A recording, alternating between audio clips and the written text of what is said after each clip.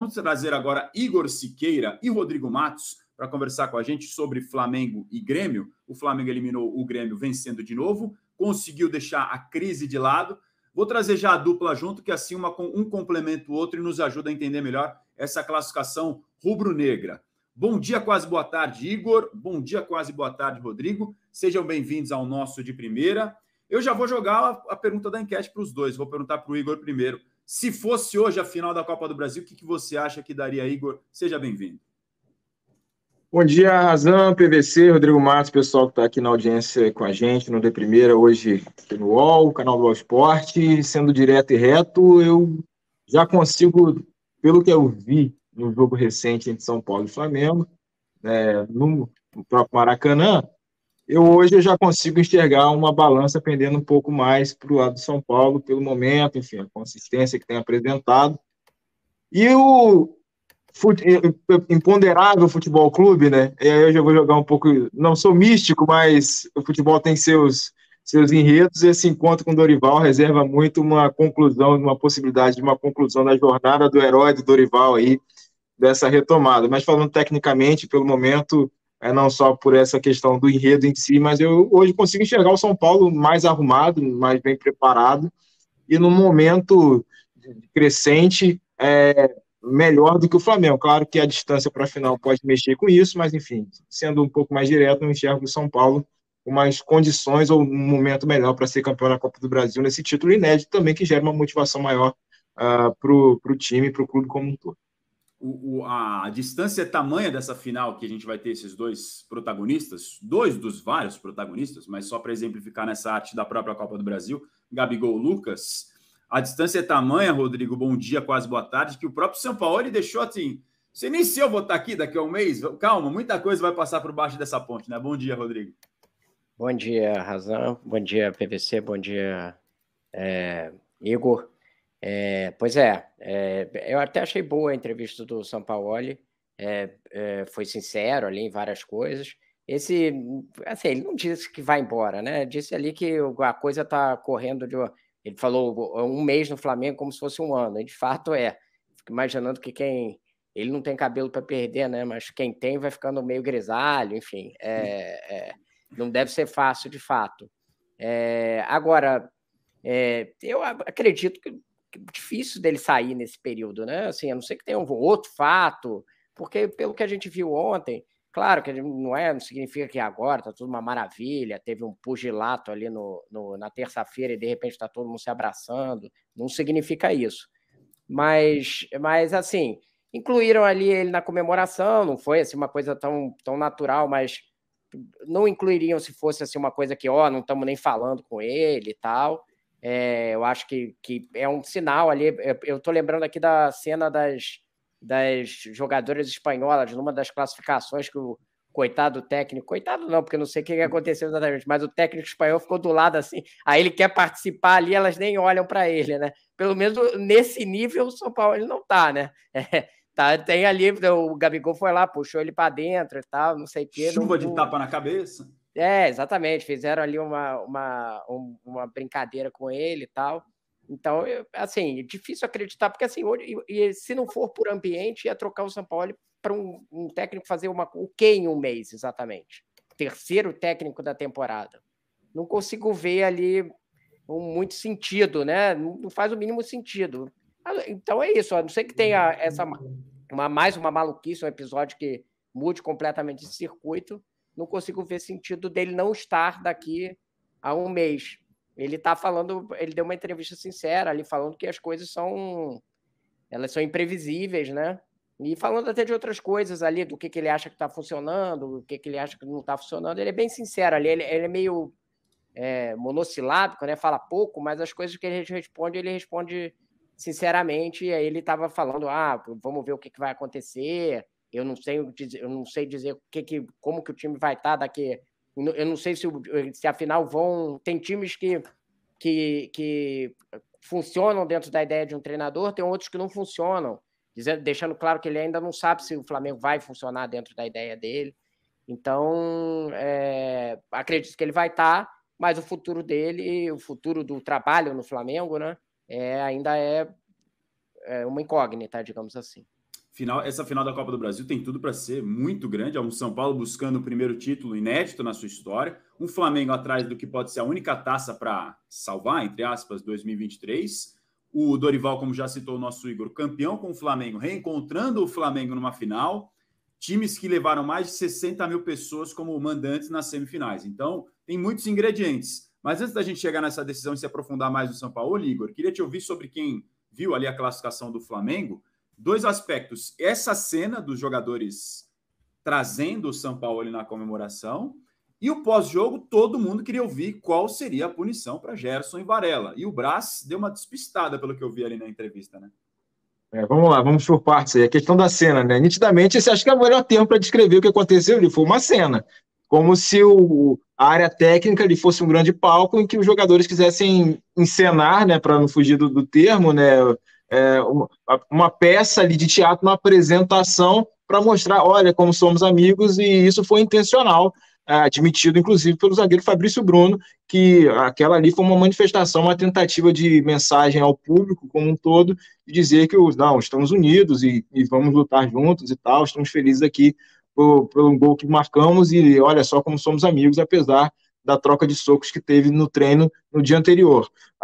Em relação ao Marcos Braz, pelo segundo jogo consecutivo, ele passa na zona mista e para falar o que ele acha que é pertinente, um pouco fora do script ali, traçado pelo Departamento de Comunicação do Flamengo.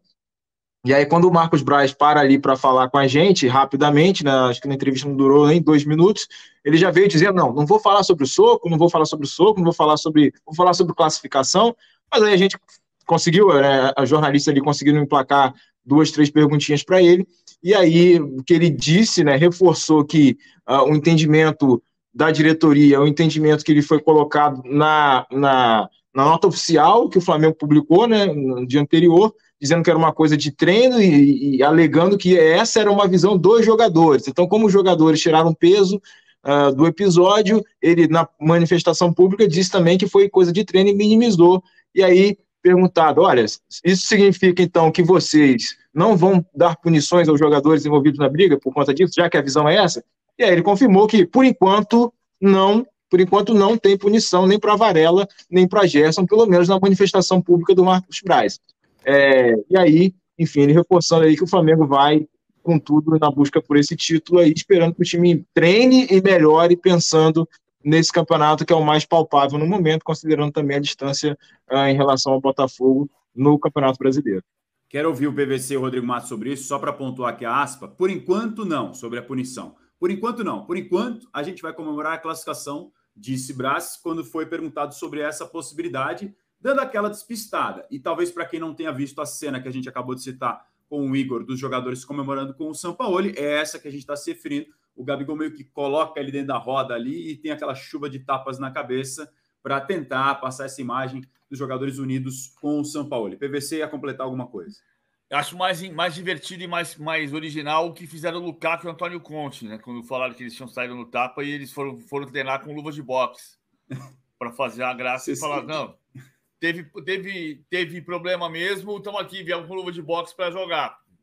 Tem coisas que são absolutamente... E os memes foram aos montes ontem, PVC. A torcida foi a forra com o UFC, montando card, Pablo Fernandes, não sei o que lá. Porque tem coisas que você diz, uma situação de treino. Mas se uma situação de treino desse tipo acontece no jogo, é cartão vermelho para os dois. Então, imagina se situação de treino foi quebrar nariz de companheiro, não vai sobrar nariz, hein, no ano dos jogadores, hein? Porque tem uma situação... Eu entendo que jogador de futebol e técnico de futebol e mesmo dirigente de futebol não é comunicador. Nós é que lidamos com o idioma e muitas vezes escolhemos palavras erradas. Mas os problemas de comunicação, eles evidenciam questões que não estão resolvidas. Então, por exemplo, o Sampaoli ontem, ele foi extremamente sincero, mas o que eu falei assim, foi... ele dizer, ok, eu não sei nem se eu vou estar vivo daqui a um mês, mas ele, ao dizer, eu não sei nem se eu vou estar aqui daqui a um mês, na situação que está o Flamengo, mesmo que ele esteja falando de uma situação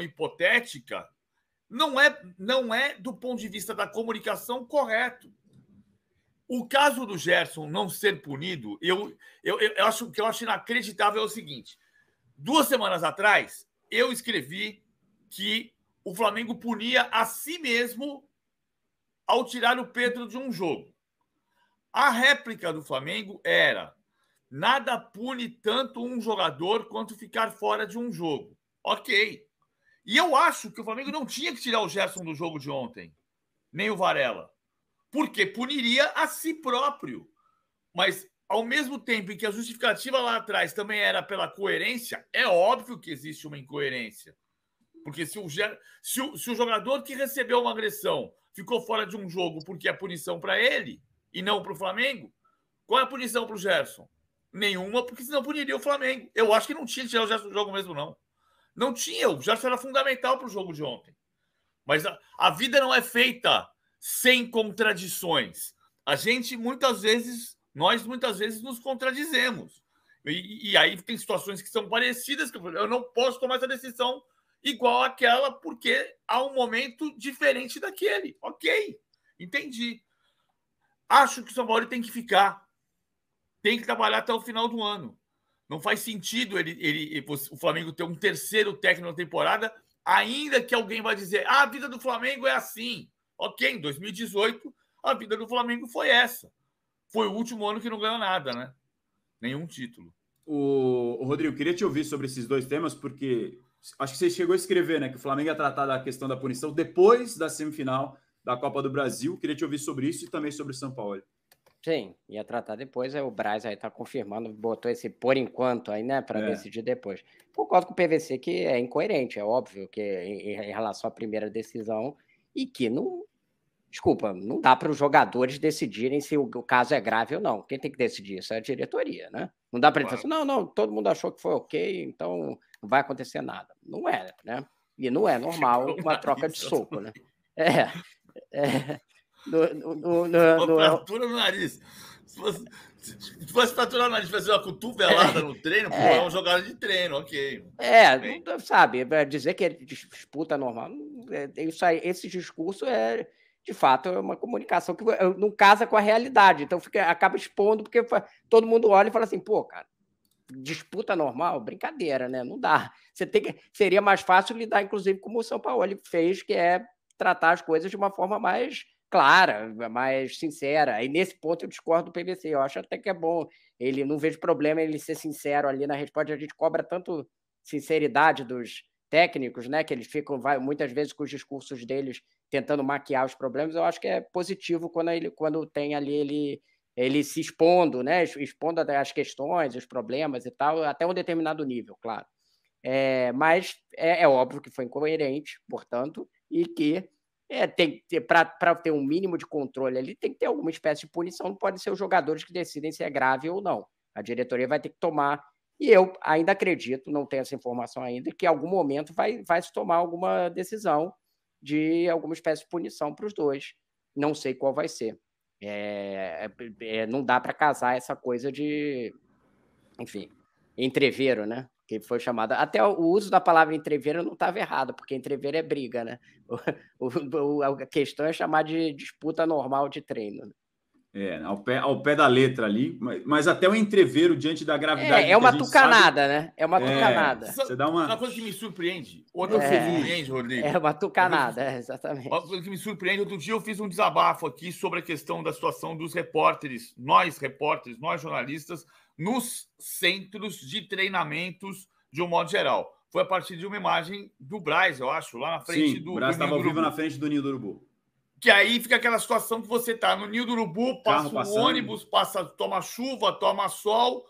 Mas o que é surpreendente? E eu acho que isso acontece na academia do Palmeiras, isso acontece no CT do São Paulo, de maneira mais explícita do que no CT Joaquim Grava do Corinthians. Joaquim Grava é menos explícito porque tem um recuo maior. Você está ali mais protegido, embora tome chuva e tome sol também. Então, estou falando de um modo geral de todos os CTs, não só daqui, não só do Ninho do Urubu. Mas é incrível que você tenha a imprensa, desde a pandemia, proibida de assistir o treino e nunca se soube tão claramente. Porque alguém podia dizer assim, vamos criar uma mentirinha. Toda mentira, dizem, tem que ter um fundo de verdade. O Varela quebrou o nariz. Ah, quebrou o nariz? Como? Ah, foi uma disputa de jogo da cotovelada que sobrou e ele quebrou o nariz. Foi um acidente. A gente não tem um repórter dentro que possa estar dentro do campo e todo mundo sabe no momento seguinte. Isso aqui, na verdade, é mais um clamor para que a imprensa possa voltar a fazer seu trabalho da maneira correta. E, de novo, se não pode assistir ao treino, não tem problema. Você cria uma sala, dá ao jornalista a chance de ligar seu computador, não vai ver o treino e logo depois do treino vai vir quem tiver que fazer a entrevista coletiva, a conferência de imprensa. Acrescentando a informação ao PVC, assim, o CT do Ninho do Urubu dá para fazer isso, dá para deixar a pessoa trancada e não vendo o treino. Eu já fui aos 3 CTs, São Paulo, Corinthians e Palmeiras, mas já tem um tempo, então não sei se foi modificado, mas lá nesses 3 é mais difícil, porque tem um monte de... tudo aberto e você consegue ver o treino. A não ser que tenha mudado e fechado alguma coisa que eu não sei, mas era mais difícil. No Ninho do Urubu dá para isolar e já foi feito, inclusive. Se tiver boa vontade, você consegue fazer, acho que em qualquer lugar, criando um fluxo que você não passe a imprensa pelo vai precisar de uma obra mínima ali nos 3 CTs, isso, talvez, para poder fazer isso. No Arsenal tem um prédio, na frente do prédio tem o escudo do Arsenal, você daquele prédio, você não vê o treino, você sai, grava uma passagem com a marca do clube, todas as marcas e patrocinadores identificados, você não tem acesso ao campo, volta para o seu lugar, toma seu café, liga seu computador, trabalha e aguarda a conferência de imprensa. O clube identifica os seus patrocinadores e as suas marcas e o jornalista fica numa posição sem risco de tomar chuva, de tomar sol, poder exercer seu trabalho. Se a gente quer copiar o que acontece no primeiro mundo, tem que copiar de todo jeito. Não é fazer conferência de imprensa uma vez por semana, fala o técnico. Não, a questão é eu te cobro e eu te ofereço. Tua condição de trabalho é esta daqui. Nesse lugar, você é convidado a escrever sobre o meu clube. E te dou essas condições para escrever sobre ele. Escrever, registrar. Não, acho que todos nós estamos de acordo que seria de muito bom senso conseguir dar esse passo à frente. A questão é ver se os clubes estão dispostos a também colaborar nesse sentido. O Igor, de quem acompanha de perto essa classificação do Flamengo, algum outro detalhe, seja de percepção de quem estava no ambiente ou de que seja dentro ou fora de campo, que te chamou a atenção nessa classificação do Flamengo, vencendo por 1-0 com um gol de pênalti do Arrascaeta depois de uma bola aérea, do VAR checa e vai e marca a penalidade? Alguma outra questão te chamou a atenção nessa classificação rubro-negra? Primeiro, um pouco o ar lúdico em relação à questão dos socos, né? Porque o Zé Aldo é figura, lutador de MMA, é figura frequente. Flamenguista, na bancada do Flamengo, estava lá ontem, assim como Leonardo, ex-dirigente do PSG, e o Wesley Safadão, algumas das celebridades aí que passaram pela... também, né? Leonardo, exatamente, expulso na Copa de 94, e aí o Wesley Safadão compondo a área dos famosos aí no Flamengo. Agora falando um pouco mais sério sobre questões técnicas e organizacionais, né? Como a situação me chama a atenção, né? Como a semana do Varela foi tão conturbada, porque ele sai do jogo machucado. O PVC mencionou ali que, olha, tinha que tirar o Gerson, ele não tirava o Gerson. O Varela também, porque nesse caso a gente tende, né, a colocá-lo como vítima porque teve o nariz quebrado, mas o Entreveiro, né, citado pelo Flamengo, ele é mútuo ali, né? Não tem uma participação passiva do Varela. No português, claro, o Varela tomou prejuízo, mas os dois... Exatamente, mas não que tenha é diferente do contexto do Pedro, que estava sentado e tomou um soco. O Varela foi pro Entreveiro, né, com o Gerson, nesse caso, por conta da situação do treino, e também teria, se fosse para tirá-lo, né, uma outra decisão, uma decisão dupla aí que a diretoria teria que tomar, de afastar os dois, e aí, pelo que a gente percebeu, que eu conversei com algumas pessoas, ninguém queria abrir mão desse jogador que estava, dos dois jogadores que estavam escalados como titulares ontem para essa semifinal importante, sobretudo considerando o Mateuzinho como alternativa que não jogava há 150 dias, né, por conta da lesão na fíbula que ele sofreu no início da temporada. E agora o Flamengo, com esse contexto, né, uma tentativa de diminuir, né, de usar essa classificação como escudo para se prevenir diante da panela de pressão, agora tenta se concentrar no Brasileirão, tentar render um pouco melhor e evitar problemas desse porte até a decisão da Copa do Brasil. um contexto que envolve o próprio Sampaoli, a diretoria nos bastidores repete aí, vocês estavam mencionando, né, o PVC citou a própria entrevista do Sampaoli sobre esse sincericídio aí, de dizer que não estava, talvez não esteja daqui a um mês. A diretoria continua com o entendimento de que, olha, quando estava na sequência de vitórias, ninguém falava em crise, ninguém falava em ambiente ruim. Então, pelo que eu senti, tanto nessa manifestação em on que a gente diz, né, do Marcos Braz, quanto em conversas nos bastidores com alguns dirigentes, com algumas figuras do Flamengo, a tendência realmente é continuar essa questão do Sampaoli sob esse argumento de que, olha, já ganhou, a gente já conseguiu uma série, enfim, é possível que isso se reconstrua nas próximas semanas, pensando na Copa do Brasil. O foco é esportivo nesse momento, né, superada o que a gente entende que o Flamengo está dizendo de discurso, que está superada a situação, e agora o Flamengo precisa comprovar isso no cotidiano e, sobretudo, tecnicamente dentro de campo, que esse problema foi superado. Enfim, a próxima oportunidade é o jogo contra o Curitiba domingo, lá no Couto Pereira. Rodrigo, ia te interrompendo, você ia completar alguma coisa, acho, sobre o Sampaoli / Flamengo, fique à vontade. E se quiser falar de seleção também. Não, complementando a informação do Igor, a gente apurou algumas coisas durante essas semanas aí do que esperar do Diniz. Ele tinha o Neymar como peça-chave, isso foi antes do Neymar ir para a Arábia Saudita. Eu não consegui apurar depois disso qual foi a percepção do Diniz, a gente vai saber amanhã, mas ele tem isso. Deve ter a base da seleção de que estava na Copa aí 70%, 80% foi o que eu ouvi, e aí que teria uma variação no restante. E ele estava pensando em botar a zaga com Militão e Marquinhos para já preparar para o próximo ciclo, que não vai ser possível.